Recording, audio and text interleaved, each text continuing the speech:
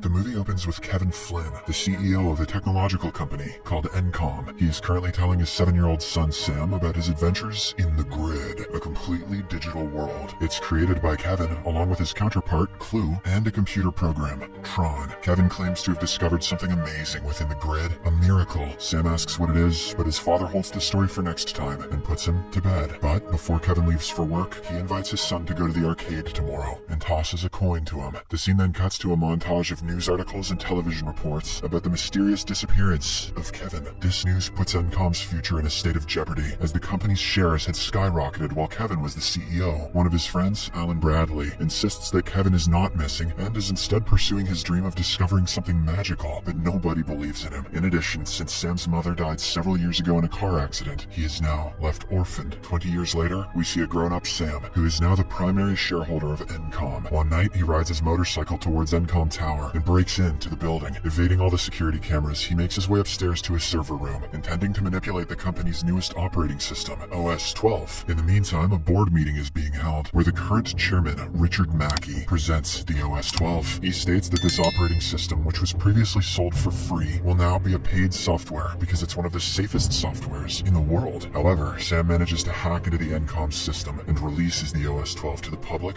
for free. Just then, a security guard notices the breach and chases him to the roof. Sam then reveals his true identity as the largest shareholder of the company before jumping off the building. He parachutes safely to the ground, but before he can get to his motorbike, he gets surrounded by the police and is arrested for trespassing. Imagine buying a parachute for nothing. A few hours later, Sam makes bail and returns home, which is a shipping container refitted as an apartment. Upon arrival, he finds Alan, who commends him on his latest prank. Turns out, it is an annual event that Sam performs on the day of his father's disappearance. Sam then asks for the reason why he's here, to which Alan tells him about a page signal he received from Kevin's office in the arcade, which has been disconnected for 20 years. Alan also shares a story about Kevin, who came to his place 2 days before he disappeared and claimed that he had cracked the code about quantum teleportation. Alan then hands over the arcade key to Sam, urging him to check it out. Sam reluctantly follows the tip and heads to the arcade. Once there, he finds a secret doorway behind his father's arcade game, which leads him down into a confined control room. Sam explores through his father's computer and inadvertently activates a digitizing laser behind him. As a consequence, it emits a ray, sending him straight in to the Grid. A confused Sam then walks out from the arcade building, only to realize that the environment has completely changed. Soon after, he's captured by a spacecraft-like vessel called Recognizer. On board, an AI program restrains him, along with the other computer programs, and he is assigned to participate in the games. Sam is then taken to a room where he is equipped with armor and an identity disc. Following this, he is delivered to Disc Wars Arena, where he has to fight several other computer programs and overpower all of them to win. Despite being initially nervous, Sam swiftly adapts to the combat style and starts defeating the opponents one after another. He eventually makes it to the final round, where he faces a professional program named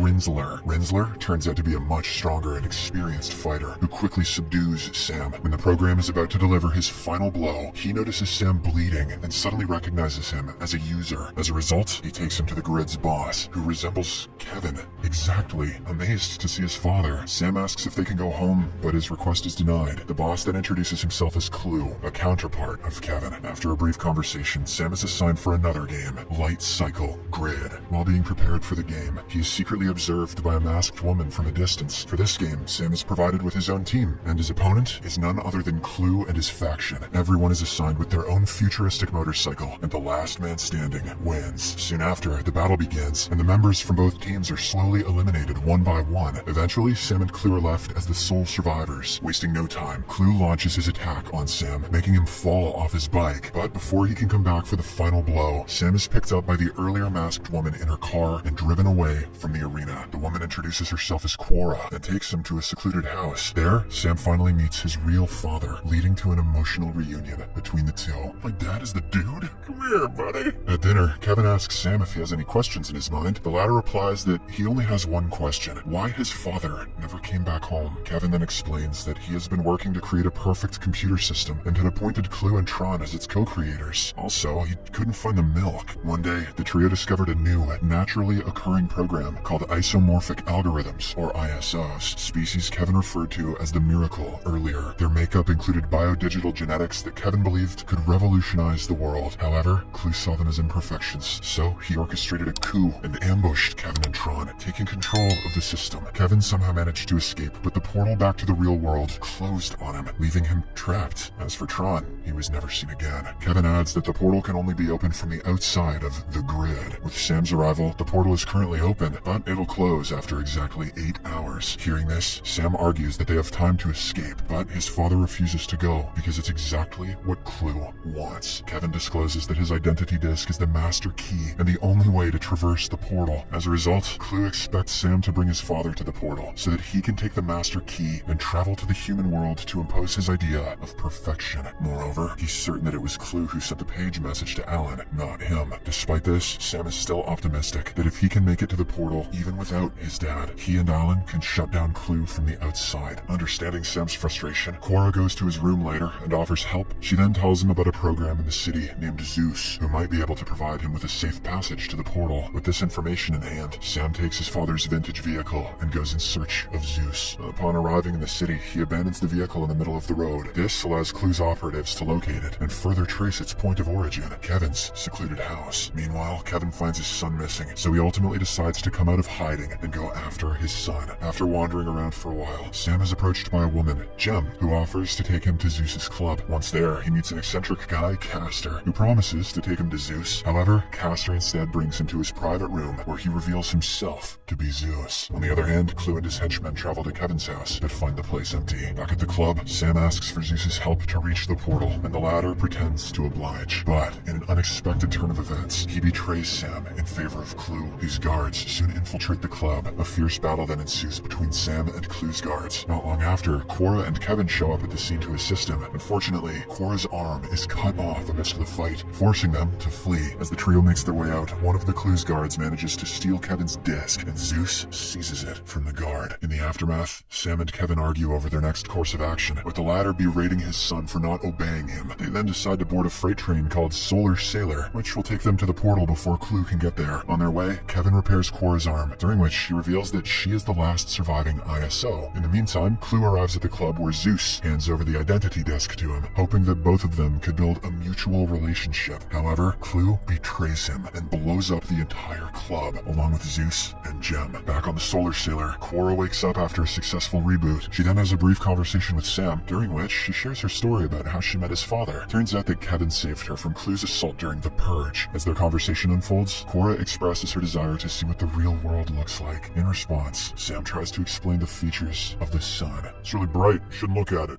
That's about it. All of a sudden, the Solar Sailor's route gets diverted, leading them to a massive carrier ship. In a quick action, they hide among the cargo units of the Sailor. Once they enter, they discover that Clue is repurposing programs in order to form his own army. They then see Rinsler approaching the Sailor, which freaks them out. At this moment, Cora realizes that they don't have much time left, so she deliberately gets captured. This allows Kevin and Sam to move out of the place. Kevin also learns that Rinsler is none other than his old friend, Tron, who wasn't killed by Clue, but rather reprogrammed. As the duo look around the place, they find Clue giving an announcement to his army. With Kevin's disc in his possession, he intends to use it to allow passage into the real world. Hearing this, the father and son decide to split up. Kevin heads to find a plane for their escape, while Sam goes to retrieve the master key, as well as to rescue Cora. Kevin makes his way to the light jet hangar, where he reprograms a guard, allowing him to access one of the vehicles. Meanwhile, Sam makes his way to Clue's docking tower, where he fights off the guards and successfully retrieves his father's disc. Just then, he's confronted by Rinsler, who is holding Cora hostage. Both of them have a rematch, but this time with Cora's help, Sam manages to disarm him and leave him hanging over the ledge. Following this, Sam and Cora leap off the tower and reunite with Kevin before flying away in a jet. However, the threat isn't neutralized yet, as Clue, Rinsler, and their henchmen chase the trio. Sam with his machine gun, and Cora with her piloting skills, manage to eliminate all of the henchmen, leaving only Clue and Rinsler in pursuit. At one point, Kevin makes eye contact with Rinsler, causing him to regain his memories of being Tron. As a result, he abandons the chase and deliberately collides with Clue before falling into the sea of simulation below. As the trio fly towards the portal, Kevin cleverly asks Cora to swap their identity disc. Upon arrival, they are confronted by Clue, who claims that he was simply following the directive programmed into him. He further asserts that it was Kevin who betrayed his promise to make a perfect world together. Kevin acknowledges his fault, but also says perfection is impossible because it's unknowable. This infuriates Clue, so he ends up attacking Kevin. But despite the chaos, Kevin yells at Sam and Cora to continue to the portal. portal. Simultaneously, Clue seizes what he believes to be Kevin's disc, only to discover that it's Quorra's. By this time, Sam uses the real master key to activate the portal. Frustrated and furious, Clue jumps to reach them, but Kevin uses his power to pull him back. He watches tearfully and with pride as his son and Quorra depart. He then merges himself with Clue, which causes a huge explosion and destroys the entire virtual world. Back in the real world, Sam saves the grid system onto a microchip, which he wears around his neck. He then pages Alan, summoning him to the arcade. Sam shares his decision to take over Encom and says that he wants Alan as a chairman. As he walks out of the arcade, he's greeted by Quorra, who asks what they'll do next. In response, Sam tells her that he has something to show her and takes her for a ride on his motorcycle. As they hit the countryside road, Quorra is awestruck to witness the view of a beautiful sunrise.